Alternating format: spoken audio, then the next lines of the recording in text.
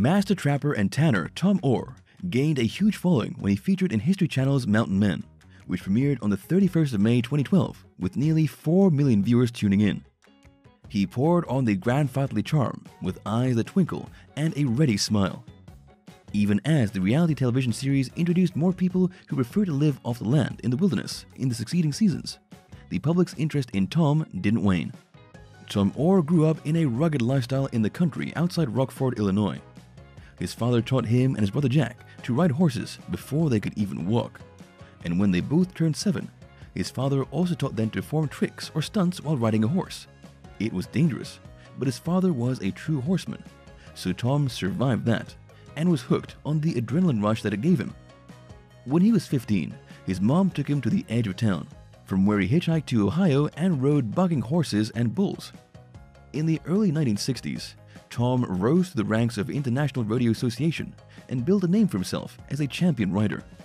However, his success on the rodeo circuit came to an end in February 1970 when he rode a bull named Woolly Bugger. It was said that their heads collided and Tom was knocked unconscious, but continued to be tossed violently with his hand still bound tightly to the bull's back. His legs were underneath the bull's hind legs and the bull stepped on them as he continued to buck. It lasted for a couple of minutes before the ropes could be cut to free him. 3 hours passed before Tom regained consciousness. He had bruises all over his body and had sustained severe concussion. The bull died 2 weeks later, and Tom jokingly said, "I think I gave him a concussion too." After a month, he went back to riding bulls, but it was never the same, as his success in the arena became a thing of the past. Tom eventually retired from the rodeo in 1981 and looked forward to some peace and quiet as he and his wife Nancy moved to Montana. They had previously been there for the rodeo, and the place appealed to them, so they chose it to set down roots. The couple built their first log cabin themselves, from cutting logs to splitting shakes. There was no electricity, and Nancy also had to carry 5-gallon pails of water from the well.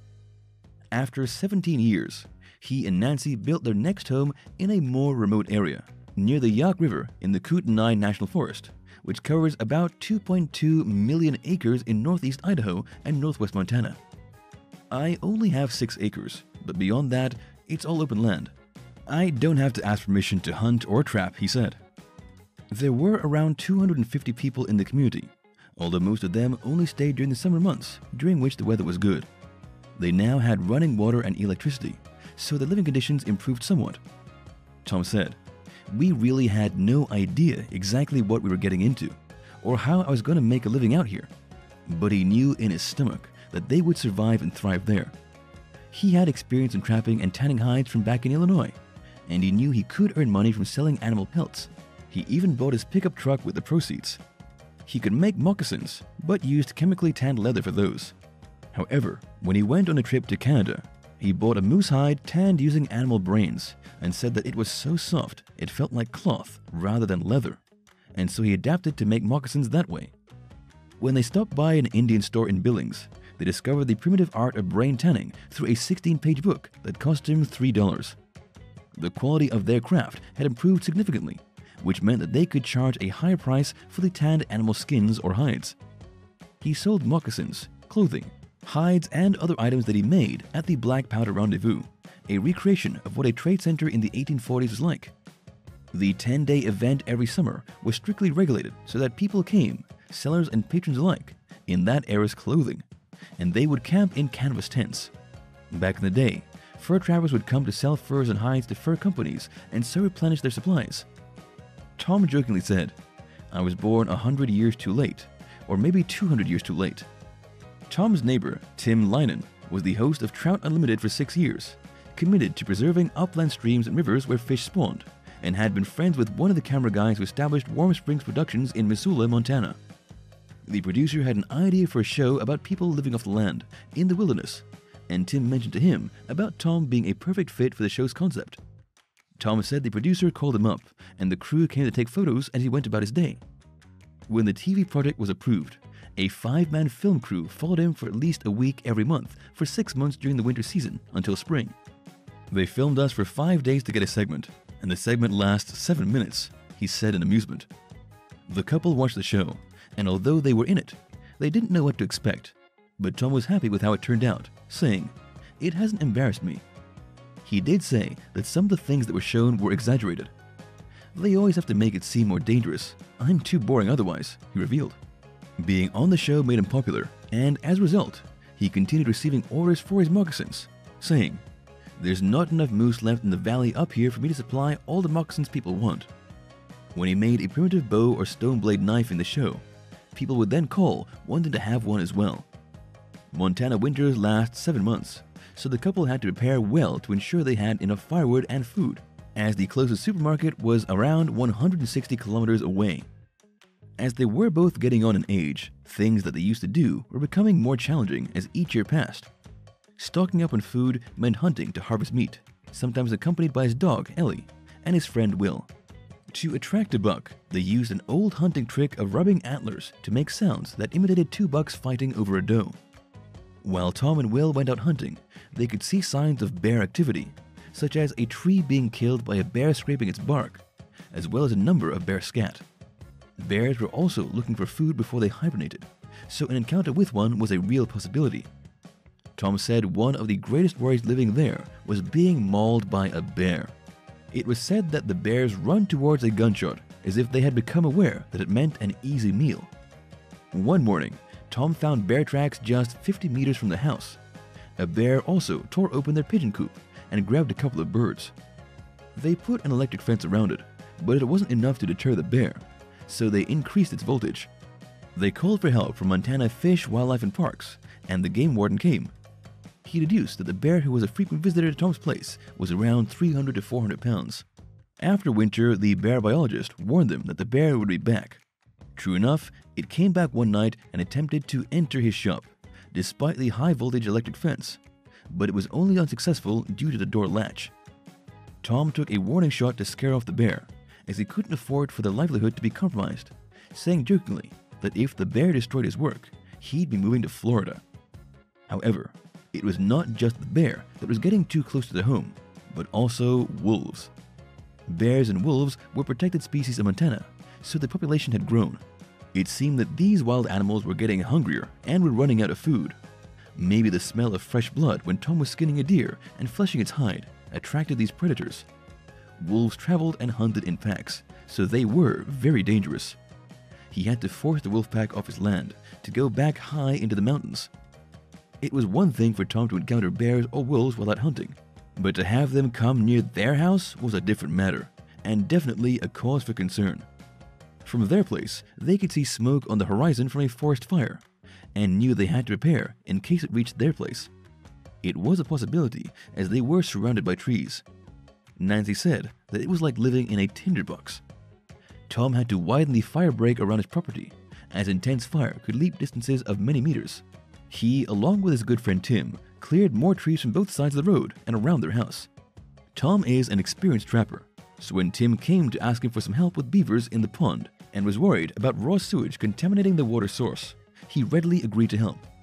He set some traps for the beavers, and it took a few days before those beavers sprung them.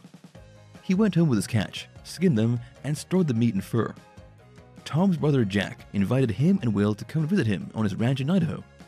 It took them 8 hours driving to get there. They reminisced for a while about the last time they rode horses together with their dad, and Jack asked the two to accompany him in checking his fence to make sure that there were no loose wires through which a mountain lion could get in. He said he spotted a lion at the edge of his property and was worried about it killing his horses at the farm. Lions were known for ambushing their prey, so they were very careful. They managed to push the big cat back into the hills. Jack, a falcon trainer, took the two out into the field and let his falcon hunt grouse.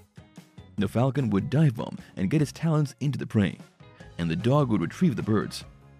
However, the hunt wasn't successful that time, and they headed back to the ranch. Tom and Will were just happy to see how fast the falcon flew, and stayed at the ranch for 5 days, after which Jack moved to the Yak Valley so he could be nearer to Tom. Due to restrictions brought on by the pandemic, such as social distancing, Tom had to do everything alone without a friend or an apprentice to help him. Things were much harder since he's in his late 70s, but he knew he had to continue working. He set up traps for bobcats, martens, weasels, and even wolves, then checked them every day to see if he caught anything. He also didn't go to the rendezvous to sell their work, but brought the items to Will's trading post. Tom's children, Chad and Keely, from his previous marriage to Jan Fraser, wanted him to retire and move to Florida, even before Mountain Men started airing.